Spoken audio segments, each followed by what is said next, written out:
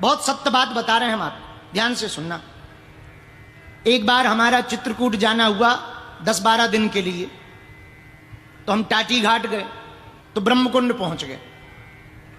हमारी उनसे मुलाकात हुई तो हमने प्रणाम किया। हमने पूछा, महाराज कहां से हो?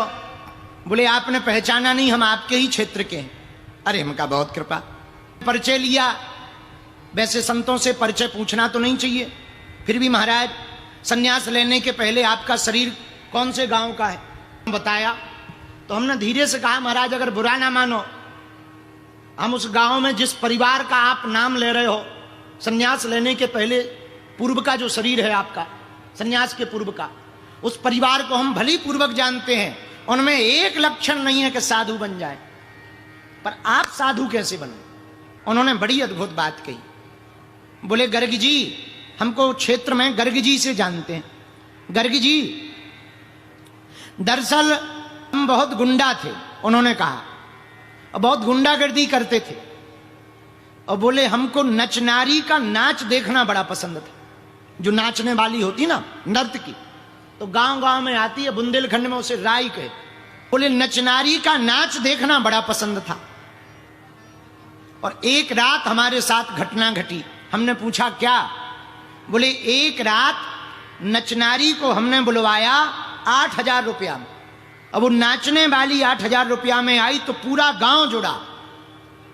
तो बोले हम भी थे, तो हम बैठ गए तखत के ऊपर, लकड़ी की चौकी के ऊपर।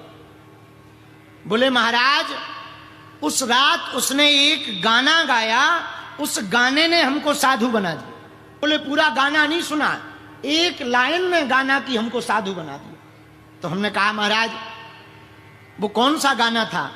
तो गौतम बाबा जी बोले पंडित जी 2 बजे रात तक नृत्य किया, और जब 2 बजने लगे, सुबह की टाइम होने लगी, हमारा सोने का मन करने लगा, हम जाने की तैयारी में थे, तब तक उसने बड़े भाव में, आमोद प्रमोद में भर करके कहा, सभी मत बिगाड़ आधी बिगड़ गई धोखे से। तो बुंदेली लहजे में उसने गाकर कहा, सबरी मत बिगाड़ आधी बिगड़ गई धोखे से। हमारे कान में एक लाइन गई, हमारा जीवन परिवर्तित हो गया। हमारे अंदर ही अंदर भाव प्रकट भय कि कितनी ऊंची बात ये गायिका, नर्तकी, नृत्य करने वाली कह रही है कि आधा जीवन तो धोखे से बिगड़ गया, अब तू पूरा जीवन मत बिगाड़ ले, से चेत जा, सावधान हो जा।